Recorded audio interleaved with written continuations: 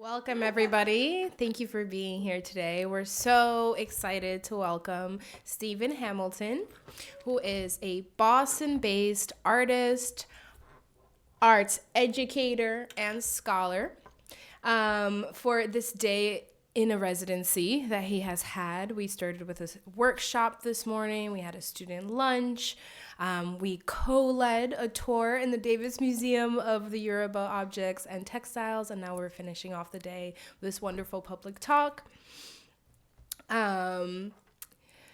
Stephen is a Black American trained in traditional West African art forms.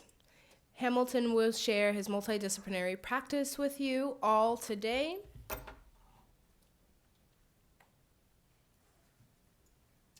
And the name of this talk is The Itan Project, Stephen Hamilton on his art. So please, join me in welcoming Stephen.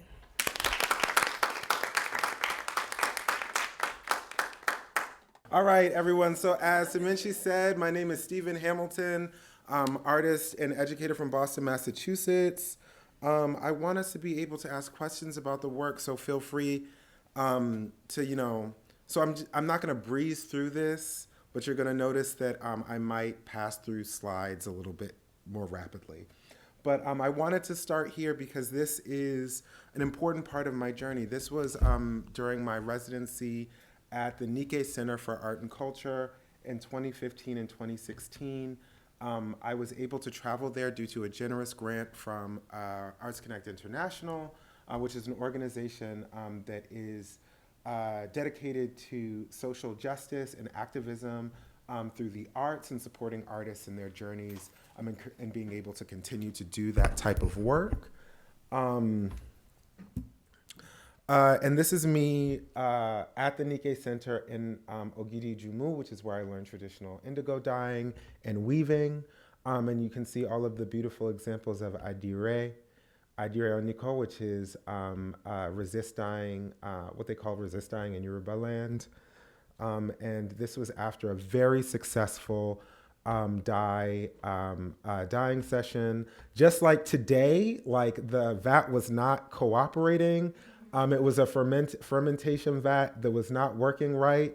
But Miss Agnes Umeche, who's my teacher, who you're going to see here, she worked some magic. We talked to Chief Nikkei. She told us exactly what to do.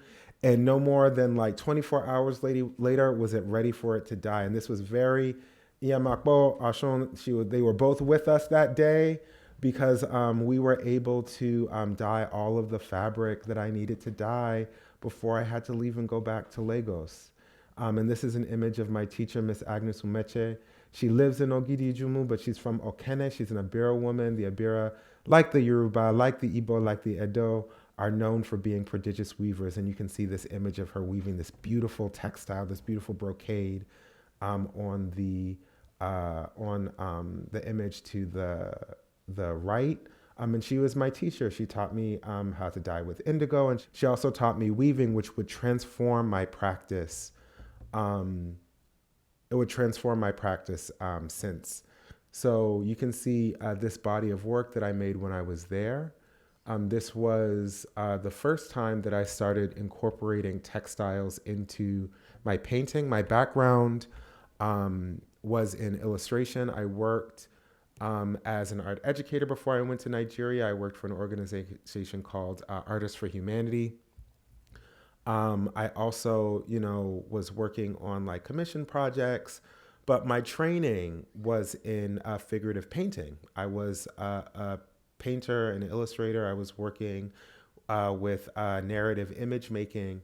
And everything that I knew about textiles, about traditional arts, was to support my work as a narrative painter. So thinking about patterns and textures to paint on canvas. When I was in Nigeria, I not only learned these different techniques and art forms, but I learned the significance of the materials themselves. So it wasn't just about, okay, how can I paint clothing that would be more realistic or accurate to a particular region, but understanding the importance of cloth, of these different types of wood, of these different types of dyes as materials. And that was something that not only transformed my practice, but transformed my understanding of material and its meaning in West and West Central Africa, especially amongst the Yoruba people who I was learning with. So these are images of people that I met at the Nikkei Center for Art and Culture. This is Yakubu at the left, who is an artist that lives in Ogidi. Chief Nikkei Okundai, who I painted as Yamakbo, who's the goddess of the dye pot in Yoruba land. You can see her with the big, vibrant elu bush, indigo bush behind her. And then you can see Miss Abile, who's the Olori of Ogidi, the first wife of the king of Ogidi, holding a sprig of indigo leaves. A little bit of background about the loom that I work on, the Ofi, which is a traditional upright loom, which is indigenous to parts of Nigeria, Benin Republic, and Togo. I not only fell in love with this weaving practice, which is a very practical loom. It's a very simple construction, but you can weave a huge variety of different types of textiles. But that was a big part of the practice I brought back with me to the United States, and I incorporated it into my teaching practice. So when I got back in 2016, I started putting together this idea for a project I wanted to do, teaching young people traditional weaving and dyeing so that we could work on a public art project that was installed at Atlantic Wharf. And part of it was doing a lot of what we did today. I was teaching them natural dyeing. We had a big day where we were dyeing stuff by the Children's Museum in Boston. I was teaching them not only weaving and dyeing, but also embroidery, hand stitching.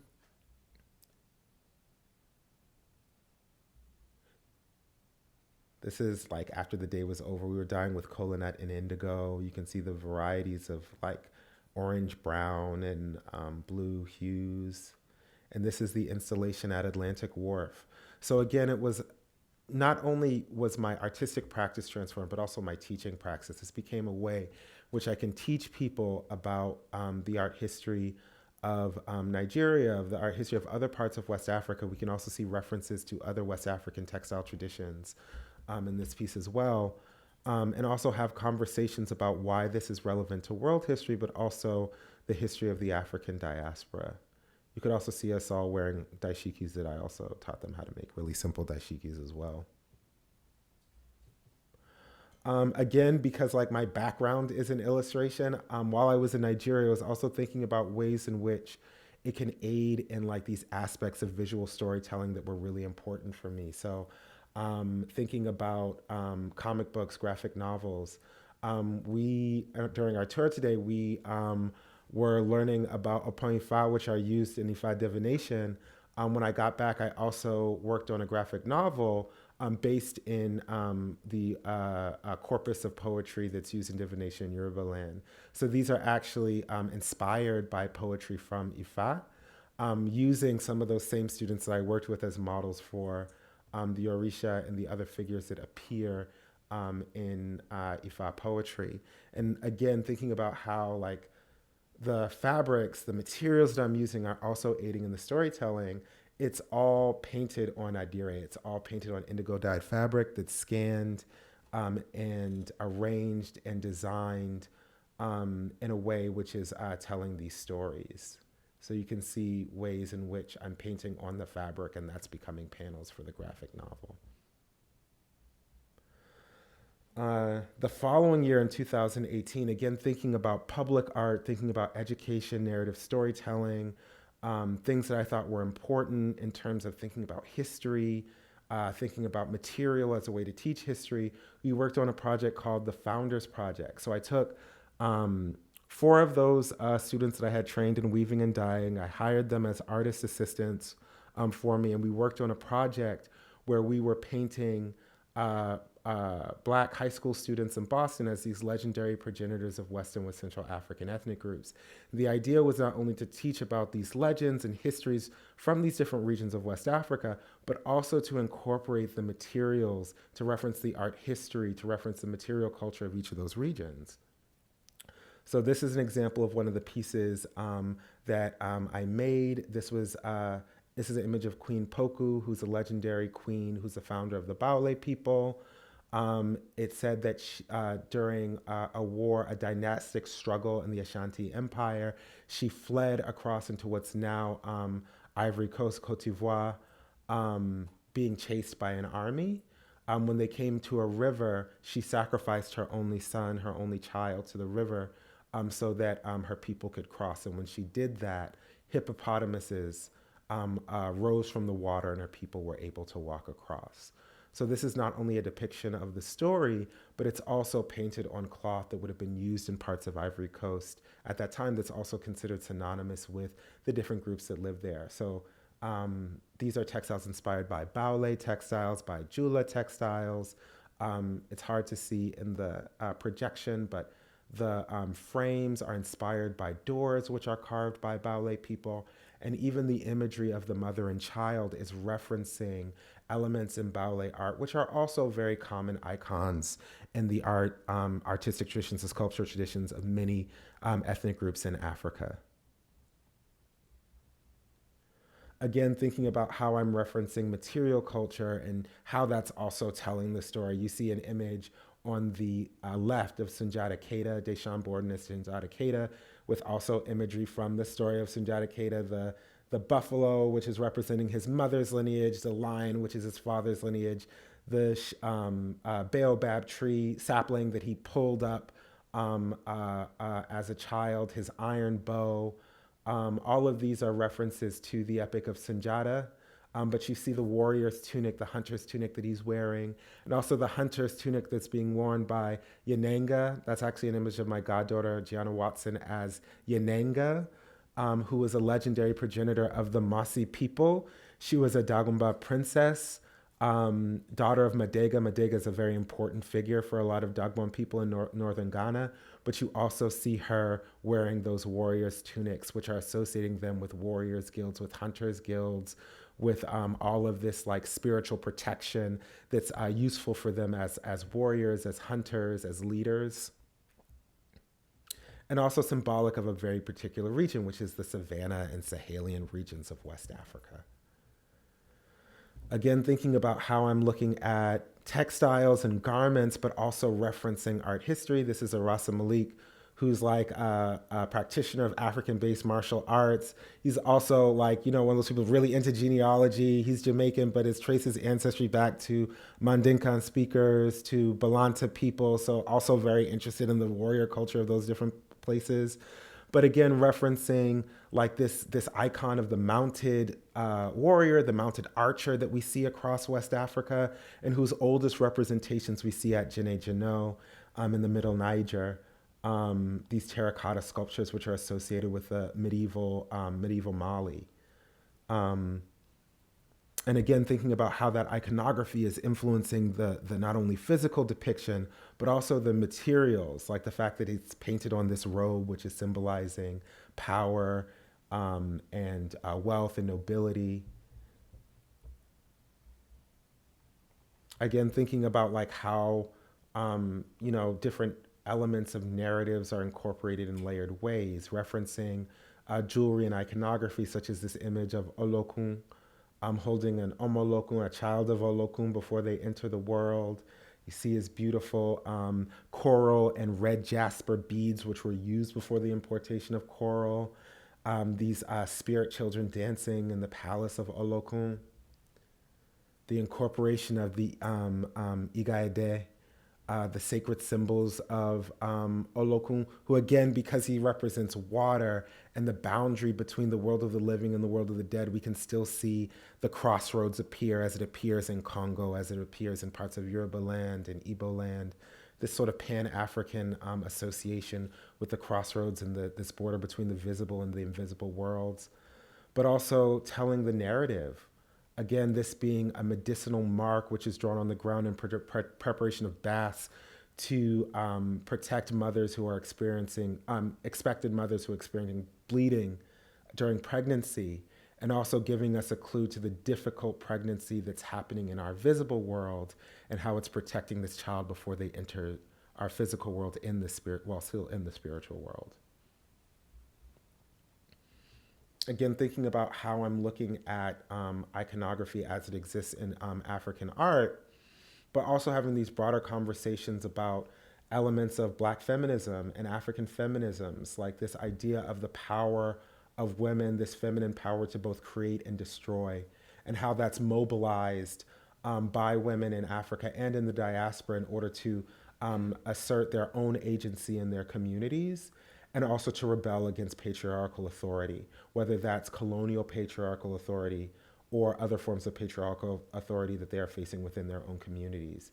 So this image of this female figure, which is representing Ile and Ala, and this powerful earth goddesses, which are associated with the feminine power to both nurture you in life and consume you in death.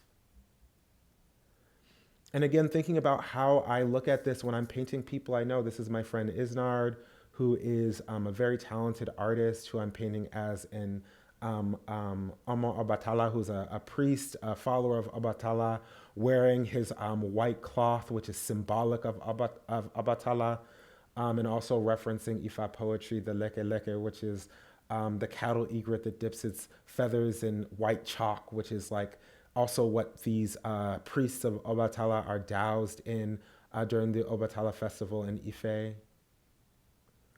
Thinking about like how we talk about gender and the complexity of gender as it relates to Orisha. So you see these Onishango who are representing both male and female Onishango, that also borrow from the iconography of Shango and Oya as like these potent, powerful, hot deities who are embodying simultaneously both masculine power and agency and feminine beauty. And again, thinking about how that's referencing art history, but also how that's referencing early photographs. So Paul Verger, who became known as Fatumbi, who did work in both Brazil and in West Africa, took these beautiful images of Onishango in West Africa, and also that's informing how I'm thinking about creating and building these images, referencing also art history. This Oshe Shango, the Shango dance one by Duga of Meko. I believe that, I don't know if that's by Ariogun or Agbon Biofe, but this is an image of a really beautiful Arugba Shango, which is used to hold the sacred items that symbolize, that embody Shango's power, that's used by priests of Shango in their worship and appeasement of him. Again, thinking about references for proverbs. This is from a very beautiful Igbo proverb, which talks about both beauty and agency. The ram enters battle with its head, which is talking about stubbornness and power, and like the power of the right hand, which is embodied by Ikenga, which is the physical embodiment of the right hand. And also the eagle killed 7 times and emerged radiant, which talks about the beauty and the power of the eagle, which is also referenced often in Igbo proverbs, talking about both masculine and feminine beauty, but especially feminine beauty. These are 2 artists and friends of mine, Anthony Peyton Young and Emeka Ekwelum. You can see close up. And again, like, the textile is not just a background. The point of the textile is also to be part of the body of the figure, the garments of the figures. They represent the environment and also like all of these other aspects of the image. So again, thinking about how the cloth is also telling a story, is also adding and contributing to the narrative.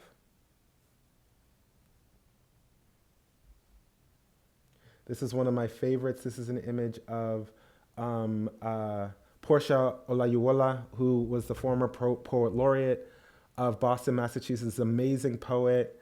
And I painted her as an Iya Ogun. And I remember reading a beautiful book by Margaret Thompson on gender and performance. It's called Yoruba Ritual, Gender and Performance in Yoruba Land. And she describes female initiates of Ogun and the way in which they both they are always embodying the spirit of Ogun, who's a masculine figure. But even though they are like women, they are also embodying the masculine power of Ogun, but also because they are women, they are more susceptible to embody the spirit themselves. They are more susceptible to be possessed or entered by the spirit, even though this is a masculine spirit. So you see like these masculine symbols. You see again that medicine tunic, that hunter's tunic. Ogun is a god of iron and war, but also the hunt. You also see the palm fronds, which are his sword, the mariol, which are his swords. You also see her carrying like this heavy iron sword. You see the dog that is not very long for this world. You also see like the small bowl of palm oil that's there, that's also associated with Ogun, who's often used to cool or appease the spirit when it enters the body, right? So again, thinking about that layered imagery, but also thinking about like the other elements that symbolize beauty. You can't see it as much in this image, but the delicate tattoo on her arm. The fact that she's wearing a very expensive indigo wrapper that's been not only impregnated with indigo and dyed almost black, but also then pounded to a sheen, to a purplish sheen.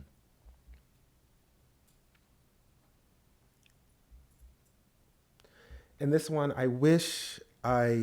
what I should have done before I did this is I should have color balanced this, because you can't see the very elaborate wood carving on this. But this is by one of my favorite authors who I never felt got her just due. Her name is Sylvia Arden Boone.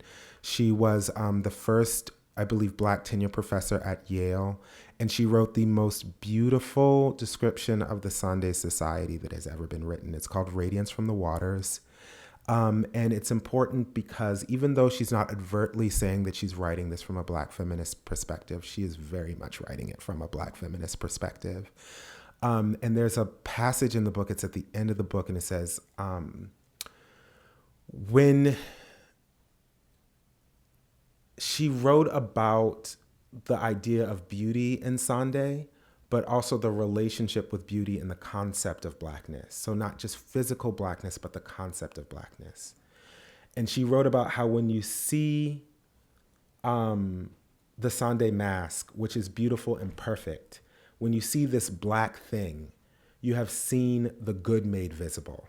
And the idea of Blackness being the good made visible, because Blackness is associated with the visible world. Whiteness is the invisible world, the world of spirits, but Sunday emerges from the waters and you have seen the perfection of all, which is Blackness. Please read Radiance from the Waters. It is a very beautiful book. But this is an image of the Ndolejoe, who's a master dancer, next to the new initiate, who has just left the initiation bush. The new initiate is called the Nyaha. And again, thinking about how the textile is a big part of the work, right? I'm trying to make sure I stay on time. Making sure the textile is a big part of the work. So again, these textiles take me a while to make. I dye all of the yarns. I'm setting the loom. I'm weaving. But they also are integral to the work itself.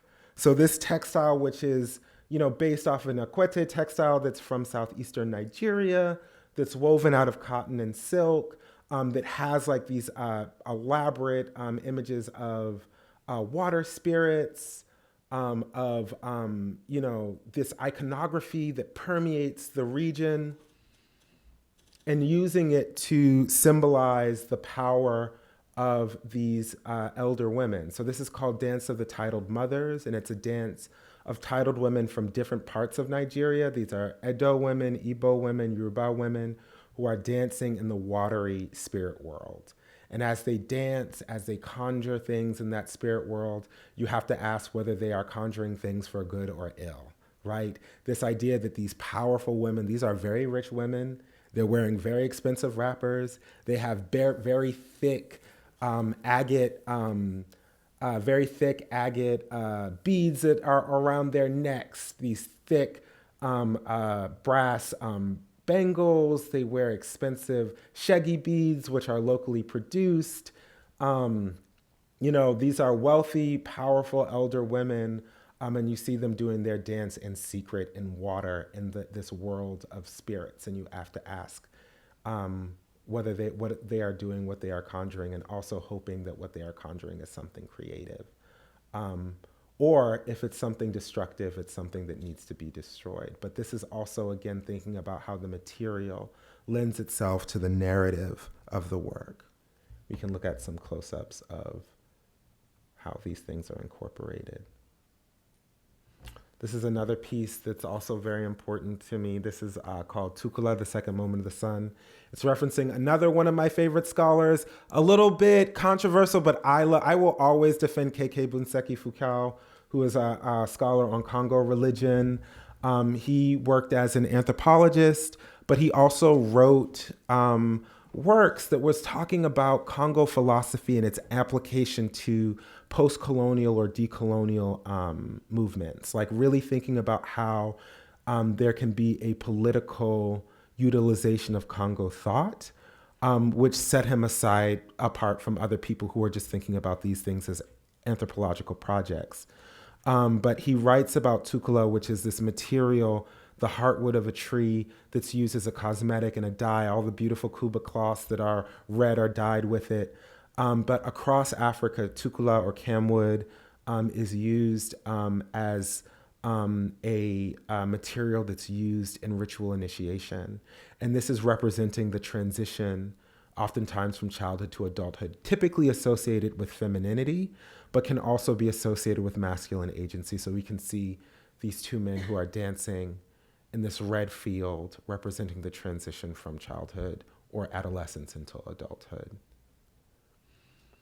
And again, thinking about how we look at this idea of like water and the invisible world and the visible world, and how the iconography of the textiles that I'm referencing are lending itself to this depiction of this like invisible world, which is still real and beautiful, but is beyond our normal sight. I'm going to end this, and I'm right on time. I'm going to end this with my latest work, which is work that I am doing around experimental archaeology. So experimental archaeology is thinking about ways in which you can look at things in the archaeological record, and then by reproducing ancient methods, like creating facsimiles of those textiles, of those items. You see it a lot when you think about historic metalworking. There's a lot of people doing really interesting things using like ancient iron furnaces. But the field of textiles is also really important. There's an important scholar, her name is Grace Mary Crowfoot, who was one of the pioneers of this for textile research when she was researching ancient Nubian and Egyptian textiles. So she learned weaving from Nubian and Egyptian women on ground looms, and through that figured out how these ancient textiles were being produced. So in West Africa, where it is humid and you have a lot of issues with like termites and all sorts of things like that, this is very useful. So this is actually based off of fragments from textiles from Benin Kingdom that were dated to the 13th century. They're all very fragmentary, but I created this textile using a linen cotton blend as well as jute to approximate the tree bast and cotton blend, and also tree bast textiles that were being produced during that time period, also incorporating elements of the elaborate open work tradition that's still practiced in Nigeria today. This is a textile which is using wild silk. It's an approximate of shoyon, which is a type of wild silk which is used in West Africa, especially Nigeria. Also using traditional dyeing methods. This multicolored textile is based off of a firsthand report by David Nidale. I hope I'm pronouncing his name correctly. He was a merchant in part of the Dutch East India Company that was active in Benin Kingdom in the 18th century, and he described these beautiful mantles that were woven and worn by women that were part of the royal court. He describes all these different colors that they were dyed with. So this is using dyes that would have been available in Nigeria at that time to create a cotton textile using techniques that would have been used in that time.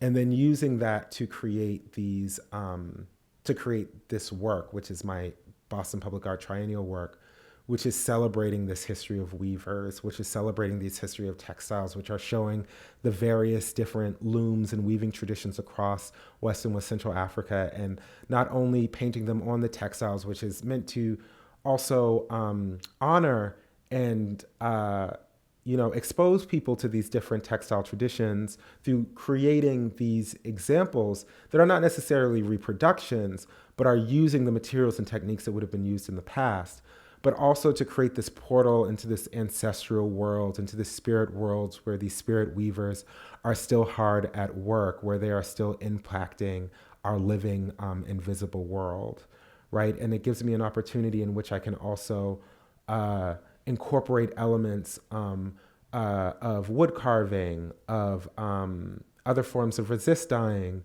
to create this installation, which is paying homage to a variety of different artistic traditions, different craft traditions that I had the honor of learning when I was in Nigeria. We can see some close-ups of this. You can see some ways in which the textures and colors and different elements of the textiles are used not only to create the environment, but also they weave back and forth. They move back and forth between the foreground, the middle ground, and the background. And that is our last slide. Thank you all. And we ended right on see everything for a rhyme and reason, because we ended right on time. Oh, there you go. That's how it is. Okay, I think you're good. Yours is on. Thank you so much, Stephen. So there were a few things I left out in your introduction I wanted to touch. This always happens to me with the mics. That I want to circle back to, which is your works that are on view. And so you finished with it, and I think it's wonderful that we can pick that up with the question portion. So you were part of the Boston Triennial. You currently have work on view at Roxbury Community College, as well as at the Rose Art Museum at Brandeis. So I definitely encourage folks to go and see that. The closing for the Triennial at Roxbury Community College is actually this Saturday. But I was wondering about the experience of having those works on view, of putting them up and working with the students, and then your experience of kind of interacting with audiences as they're engaging with your work. What has that been like for the pieces you have on view? That's awesome. That's an awesome question. It gives me an opportunity to shout out my amazing studio assistants, Nija Garrett, who helped me with the wood carving. We split the wood carving 50-50. Amazing wood carver, artist, also from an illustration background, graduated from Mass Art. Jahari Ortega, who assisted with the weaving, who's also an amazing public artist, has an amazing work in the Greenway called Big Hoops to Fill. And Jordan Nelson, who I've worked with since he was 14, and as a professional illustrator, amazing professional illustrator, but also part of that first group of young people I taught weaving, and is an amazing weaver now. So shouting them out. And it's been an amazing experience, not only working with them and also seeing what they've been able to make, but it's just been great being able to engage with communities around this. I love the fact, just recently, last Friday, Rhonda Gray, who some of y'all might know, brought her class to look at my piece, and I was able to talk to them. And what I love about it being in the community is people bring up all of these really interesting questions, right? One student was from Haiti and was asking about the moss, and he was talking about how butterflies can represent the spirits of ancestors, and we're also talking about how she resonates with the bird imagery, ways that people were asking questions about labor and these sort of ancestral skills and what it means to embody them. And it was something that was very important for me as an artist from Roxbury, as somebody who grew up seeing all these amazing public artists, people like Gary Rickson, Paul Goodnight, Dana Chandler, Napoleon Jones Henderson, Sharon Dunn. Growing up with that work, it's important for my work to also exist in community in that same way, where it's accessible to people. So those have been some of the most enriching conversations that I've had with folks.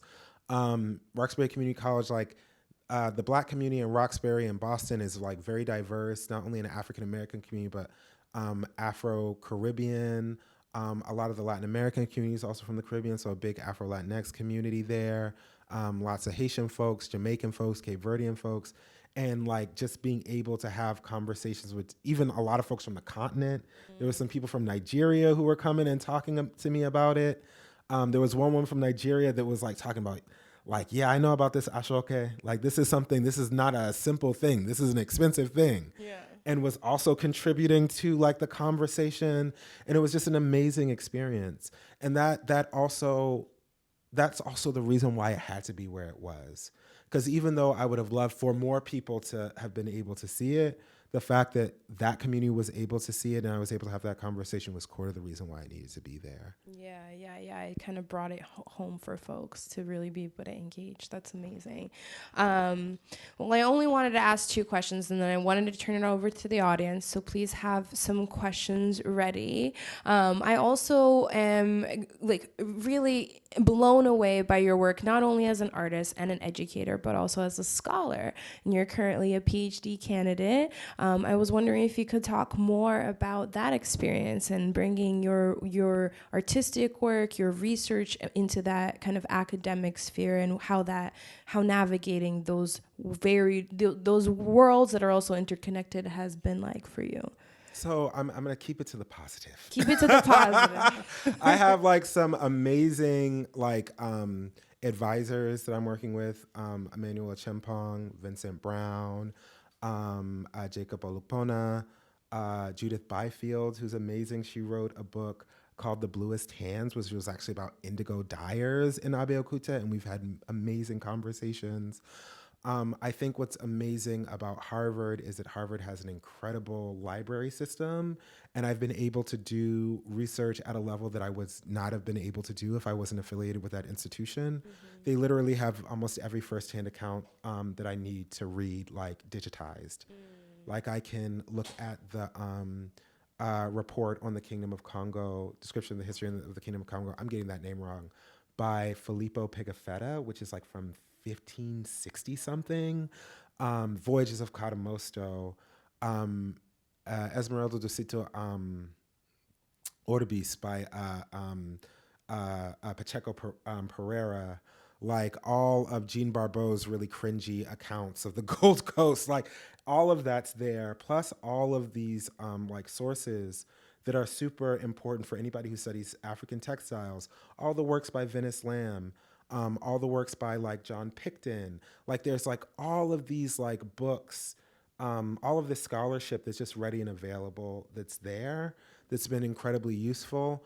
And then also what I appreciate is like being able to be in classes where even though they might be like, for example, classes on, the Black radical tradition, or classes on,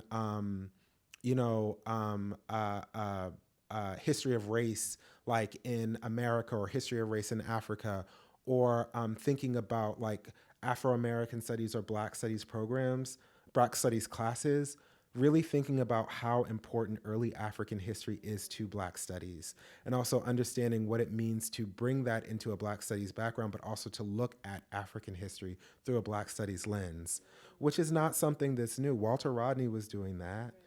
Cedric Robinson was like also talking about some of the same things that Foucault Bunseki was talking about when he was writing Black Marxism. So like, and people have been intentionally revisiting that work through these like lenses of African cosmology, through these lenses of African religion and philosophy, right? So that's been something very important when I'm thinking about my work, right? So even though the work that I'm doing is on early African history and looking at the spread of a technology and weaving industries and all of these other forms of production and gender production and all of these other things that are very much African studies, African history subjects, I'm also always thinking about it through a Black studies lens, right? Because like this is impacting the history of like labor and labor textile production in the Americas, right? Also some of the things that stifle our research into early African history have to do with like issues of racism, have to do with issues of us always pushing back against like Enlightenment thinker, quote unquote Enlightenment thinkers like Hegel. I don't know if I'm mispronouncing his name, but Hegel and Kant and whoever, who were people who thought that Africans had no historical contribution to the world, right? So like it's important for me to constantly think about how these two things are in conversation with each other at all times. And I've really understood why that's important at Harvard. Like when you are in a PhD program and you realize how separated like Black studies, African studies, African American studies, Afro-Caribbean studies, when it's even there, how separated they are, you then realize the need for them to be in conversation with each other even more. And I'm also very grateful to have advisors and work with scholars and my peers who also are thinking that way, right? So yeah, I hope that answers that question. That is a great answer. Yes, that was wonderful. Making sure you're getting all those connections, all those resources to bring into your work.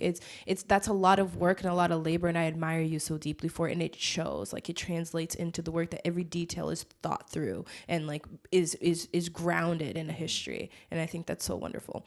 So I would love to open it up. Does anyone have any questions for Stephen? And I can come bring you a mic because then it'll be in the recording. So it's a short question. I could ask a follow-up, but the question is, what is the discipline that you're studying? So I'm in African and African American studies, but my primary field is history. So it's African history. Okay. And it's a very long time span. It's pretty much from, as early as 4000 BC until like 1800 or like 1750. And it might go even up before that because I'm thinking about ways in which I can contribute to methodologies in textile research when physical materials no longer exist. So one of the challenges in textile research is that textiles are very fragile. They oftentimes don't survive in the archaeological record. And in Africa, most of sub-Saharan Africa, where the soil is very acidic and it's a very humid environment, you have very little physical examples of textiles. So what you end up with in my research area is these very complex textiles that appear out of nowhere. So like the earliest examples that survive are also like not incipient examples. Like this isn't something that people just figured out 200 years prior. So looking at like those textiles that remain in these particular areas, looking at the historical connections between that and other parts of the African continent, and try to look at historical migrations that we can confirm through linguistics and archaeological evidence to try to piece together not only a genealogy for the loom technologies and the textiles themselves, but also map them onto confirmed or pretty much agreed upon population movements, right? So like looking at like the relationship between textiles and textile technologies and mapping that over historical migrations and histories of trade, commerce, interaction. So doing that and then using that to like sort of piece together early histories where material culture no longer exists. So because of that, like I'm not sure how old these traditions are, right? But there are other scholars who are making educated guesses based off of that evidence that I just brought off, like historical populations movements, comparative ethnography, comparative linguistics, but really digging deep into the data, really digging deep into like available data to then try to reconstruct that with a greater level of certainty, not complete certainty, but a greater level of certainty. Amazing, thank you. Any other questions? Great. So I'll pass it to you, and then when you're done, you can pass it to me. Hi, sir. I was kind of wondering what goes behind the creative decisions of, because you know so much about African history, so what goes behind the specific decisions of what to incorporate into your art? A lot. So it depends. Like sometimes I'll have an idea for a painting and I was like, okay, I want to make this piece. I'm going to go through the 5-month-long process of like making the text from it and dyeing the stuff and everything like that. Sometimes the idea is to make a certain type of textile and I'll have these different things and then I'll have the idea from the piece and I'll sort of conscript the textiles together to create the work. While I'm making the work, I do a lot of sketching. My background is, again, in illustration. We had to do thumbnails and final sketches and color studies. I do all of that stuff. Sometimes I'll do smaller charcoal studies and things like that. Those are also, I have some studies that were also acquired by the Rose Museum as well. But like as I'm working, there's always an intuitive aspect to it. So as I'm working, I have to adapt. I have to think about how much of the textile is exposed or like is in the foreground, what's in the background, what's covered, what comes forward. Sometimes I'll add elements to it. So it's very contradictory. So it's very planned out, but it can also be very intuitive. And then I'm always thinking about like the particular types of iconography I want to use. And I'm very much interested in representing particular moments in art history. So there's always like images of jewelry or items that are literally from like museum collections that sort of like appear in like what they're wearing or holding and things like that. So that's also something that's very important for me. Even though like a lot of the work isn't referencing one particular period in time, it's sort of in a floating timeline. Some of it might be 500 years ago, some of it might be early 20th century, some might be 1,000 years ago. I want to give people a visual reference for West Africa and Central Africa. I want to sort of create an experience that is giving you at least like some sort of visual reference for that as a place, as a world, as a living world. Because I feel like we have that for so many other regions of the world, but not this region, and I think it's important. Thank you. Thanks so much for this beautiful talk, Stephen. I always learn so much from you, and I'm very grateful. And I want to build a little bit on what you were describing about navigating and like making sure disciplines and departments talk at Harvard by thanking, again, echoing Smriti's thanks of our colleagues in the Botanic Gardens, Paulson Initiative, and Harambee House for working with us on bringing you today. It's really special to look at your work and hear you talk with this particular audience and called my attention to different parts of your art in certain ways. As a shorthand, I generally emphasize, your engagement with the Yoruba culture, but it's really inadequate, I realize, because you do work with so many different cultural traditions in your work, which was really apparent in your talk today. And I was especially attentive to the birds. We talked about them earlier, specifically for the Yoruba, but then, when you're looking at the Sandy Society and those vibrant birds, and you have another endorsement for Sylvia Boone's Radiance from the Waters, everyone. Go read it now. And of course, the plants of indigo, the plant of cotton.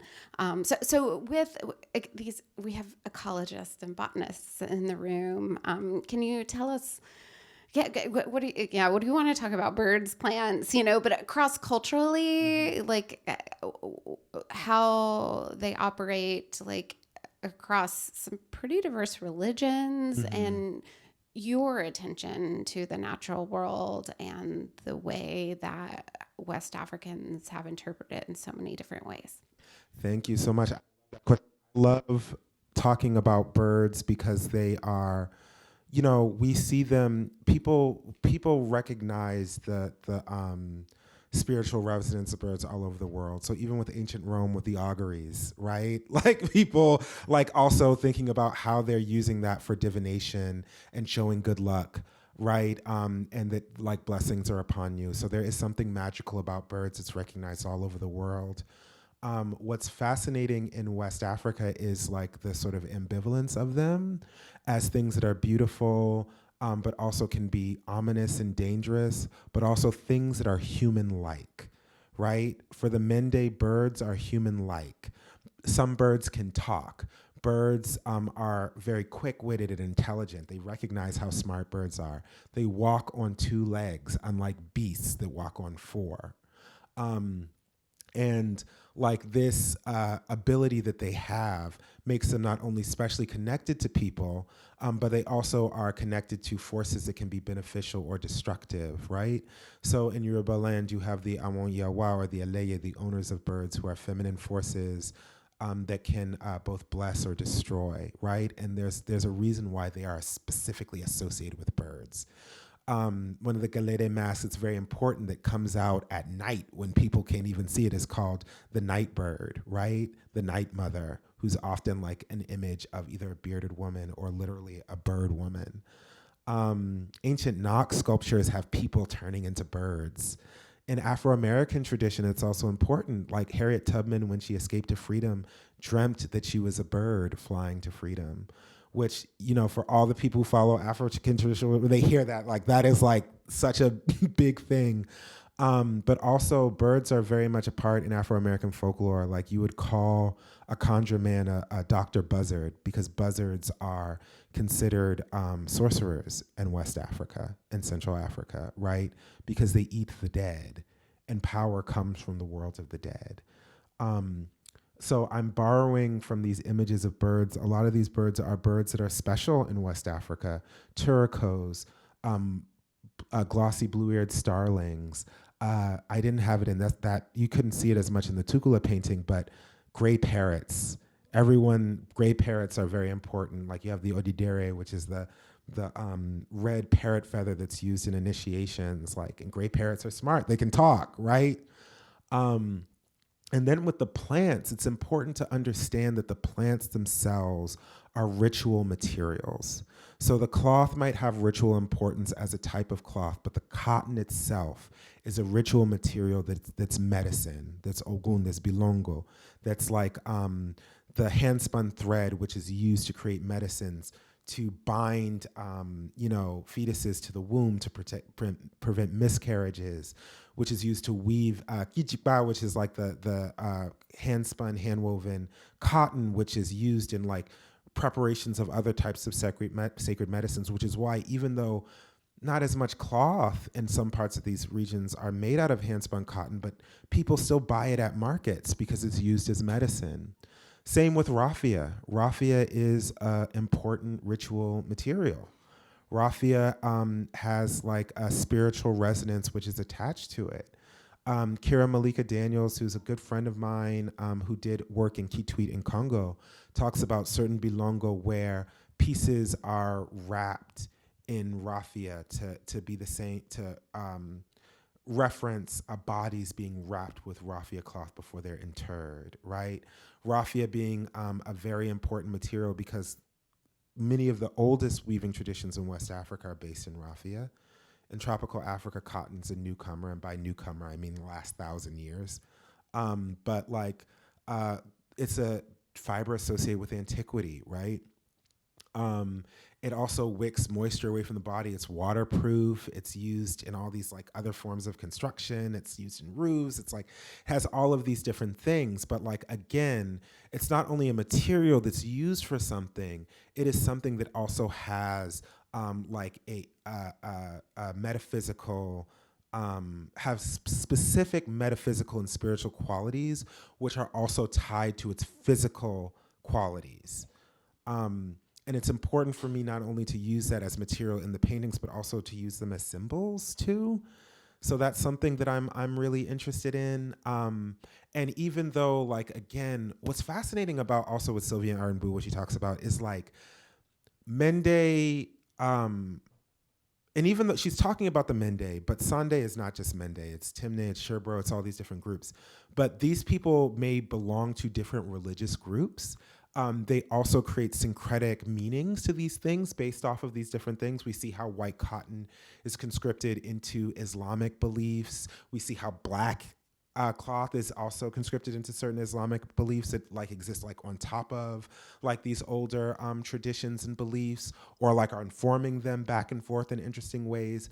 But she talks a lot about how Sande almost transcends that.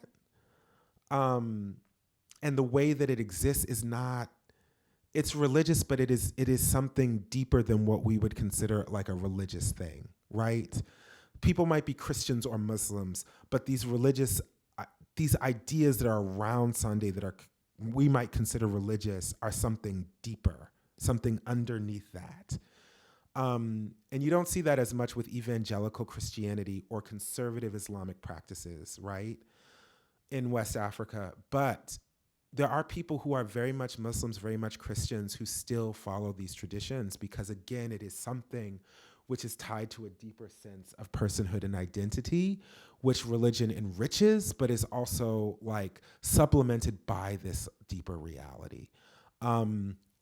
And that's something that I'm very interested in, specifically when I'm looking at the diaspora, because these are things that are informing our inner, like, they're informing the way we move through the world, even if it is subconscious, even if we may, confess Christianity or Islam or some other Abrahamic religion. It is something which also informs like how we exist in the world, whether we are consciously aware of it or not. Amazing. Thank you so much. We're going to take one last question. Hi. I just wanted to say, number one, I really loved your work. It's absolutely stunning. And I have like 3 questions that I'm going to try to like condense. Your paintings and sort of like multimedia aspect of it, and you talking about the sort of like that visual of Africa, bringing in like the materials used, how the materials are used, and the people using them, especially in that last piece. Sort of reminded me of, because I got the opportunity to visit Zainab Sumu's studio. Love her work. I met her in passing, like, because I was just about to leave. Actually, when Suzanne came to see my work, she came in as we were leaving. No, not you. Sorry, because I had 3 people that I had to meet like that week.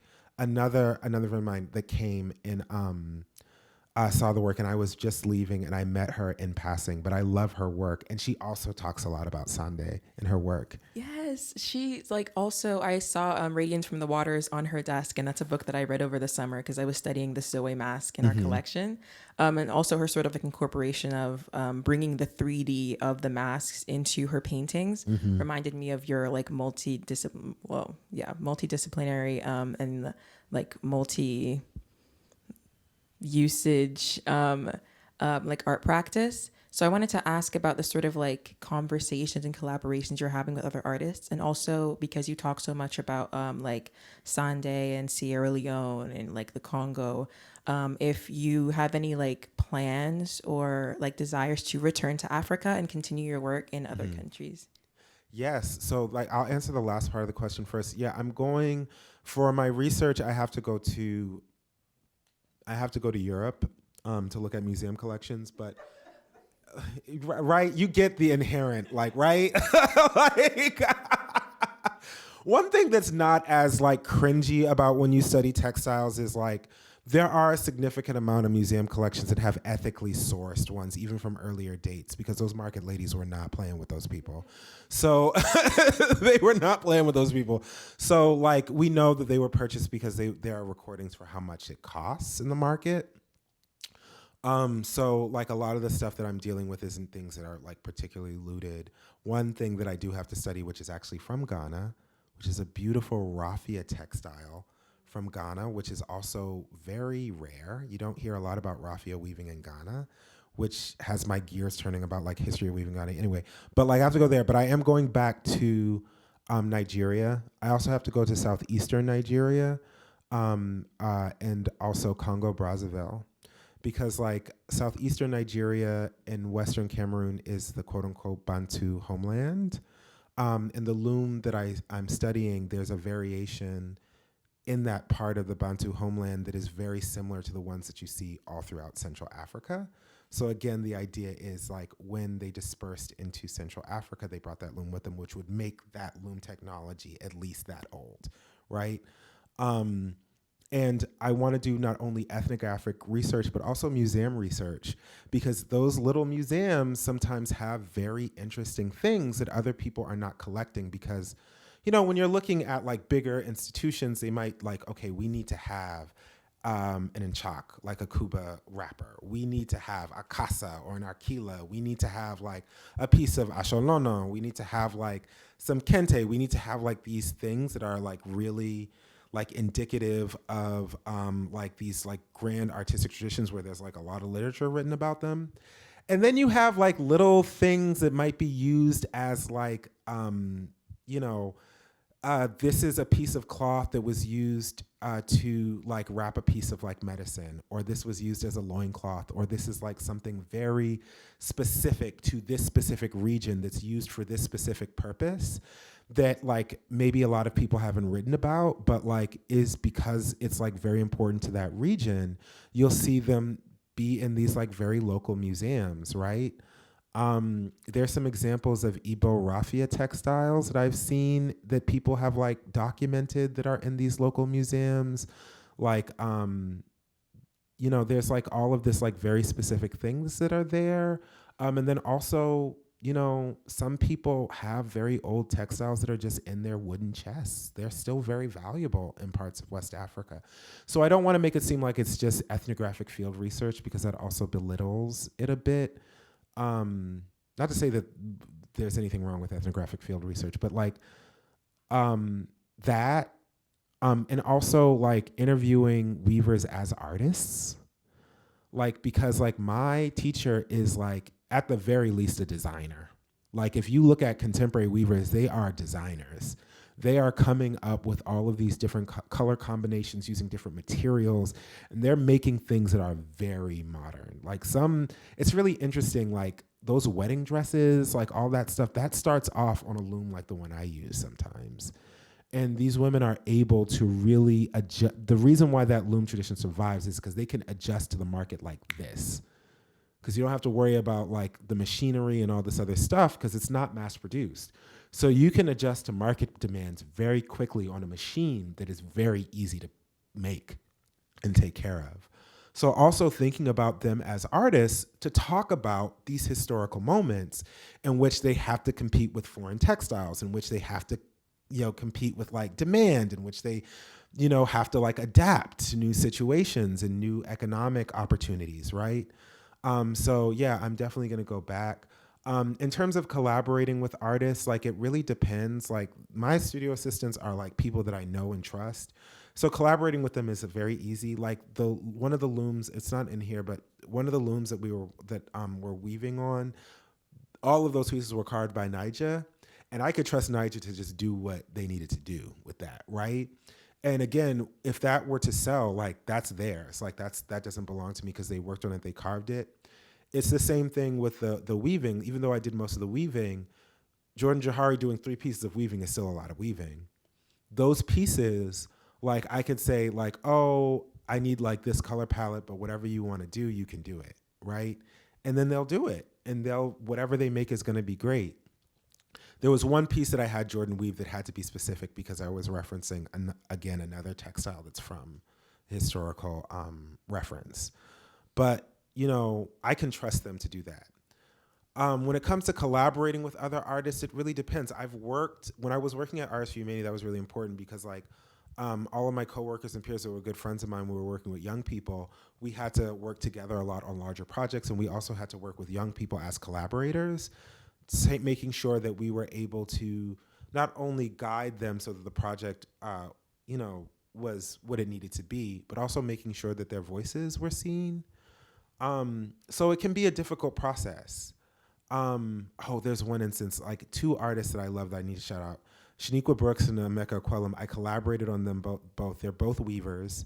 Shaniqua actually learned weaving in the United States first and then went to Ghana and learned weaving from Eve Kente weavers. She does amazing work. She incorporates like synthetic hair and all sorts of things in her weaving. She's an incredible artist. Emeka Kwelum just recently got his PhD from Northwestern. And I taught him weaving on the upright loom, and he uses gimp lanyard to make textiles. And he makes these beautiful pieces out of gimp lanyard. We collaborated together to make a coat. We collaborated together to make a coat. And it was an amazing experience. We sort of learned about how each other worked with that, but like you could see how, because so the thing is, neither me or Emeka know how to use a sewing machine, right? So Shaniqua was using that sewing machine, right? But like we all contributed in these very important ways. And like what I love about them is like I got like sick when we were like sewing it together, and like they sort of like were able to pick up everything, but they were just like so amazing in terms of like always like reaching out and being like, oh, we want you to be a part of this collaboration. We want your voice to be heard, even though I live in Boston, I live in Chicago.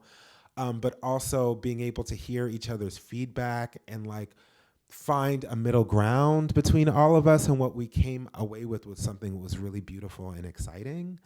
And it was amazing working with them. Please look up those artists, Shaniqua Brooks and Nameka Aquellum, two amazing artists and dear friends of mine. Where is the coat? The coat is in Chicago. I believe that Emeka still has the coat. Are there pictures on There's pictures on the internet of the coat. Where do we find I will share them with you. I'm gonna share some images of the coat, but it was actually part of, Emeka's an amazing artist. He did his whole dissertation was collaborations with his friends, and it was like about friendship and collaboration. So he not only did this one, he did like 3 other ones, if not 5 other ones with people. But it was just great. And the way that felt is how I want other collaborations to work with folks. Yeah. I think Amanda wants to borrow the coat. Stephen, I cannot thank you enough for today. I've learned so much, and I know others have as well. It's been such a joy all around every single moment of the day. Thank you so much for your generosity and everything you shared with us. I could literally listen to you talk about textiles and African art history forever. Thank you so much. So much. You're very welcome. And I hope everyone gets a chance to see your work.